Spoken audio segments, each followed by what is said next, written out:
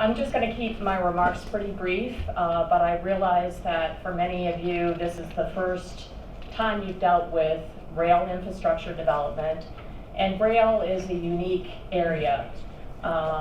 What I wanted to do is sort of answer what I think might be some questions about how is this process different from what you're accustomed to with your other port-related projects, what is the roadmap ahead, and what is this federal entity called the Surface Transportation Board.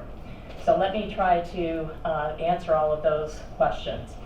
The Surface Transportation Board is based in Washington, D.C.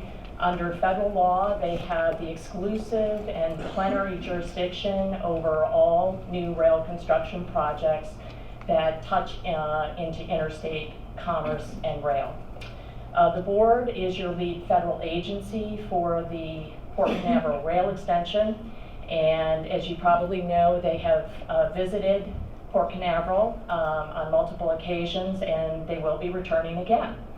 Under their regulations and under applicable laws, they must, in considering the rail extension project, comply with the National Environmental Policy Act. And as your port is experienced with that act, what's really different as it relates to the Surface Transportation Board is they have a very well-defined, well-established linear process that they follow to comply with NEPA. At the heart of NEPA is the consideration of alternatives that will be studied. And basically the objective is to select, and this is done by the Surface Transportation Board, they will be selecting a range of reasonable alternatives that they will bring forward for full study in the EIS, and the study that will be conducted in the EIS will allow for the comparison of the route alternatives in terms of potential environmental effects. Let's go over quickly the steps of the NEPA process, and I'll let you know where we are and what we expect in terms of the roadmap ahead. As you probably know, the notice of intent to prepare the EIS was issued. The board and other cooperating agencies held scoping meetings, and they are still in the process at this juncture of taking in the information that has been provided by the port, that has been provided by the community and other stakeholders. The next step that we expect to occur as the scoping process comes to conclusion is a statement of final scope of study for the EIS. That final scope of study will be published in the Federal Register by the agencies and will put everyone on notice, all stakeholders, the public, the port, what the study will cover when the study begins. The next activity after that will be a publication of the draft environmental impact statement.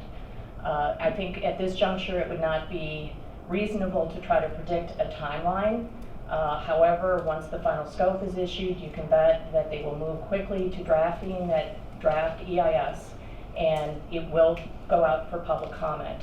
In addition to the public comment period, there will be an opportunity at probably multiple venues for comment and for folks to come in and look at boards and so forth, and to review the detailed information that will be presented in the DEIS. And then the last step in the process is the final EIS. That typically is a document which focuses primarily on responding to questions, concerns that have been raised on the draft EIS. So again, that document will be published and will be available for everyone.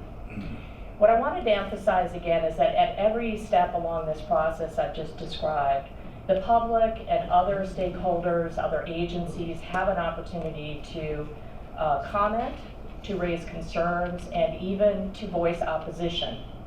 What you need to understand, if you haven't had this experience already, it's very common for people to raise these concerns, objections, opposition all along the process, and that is very normal.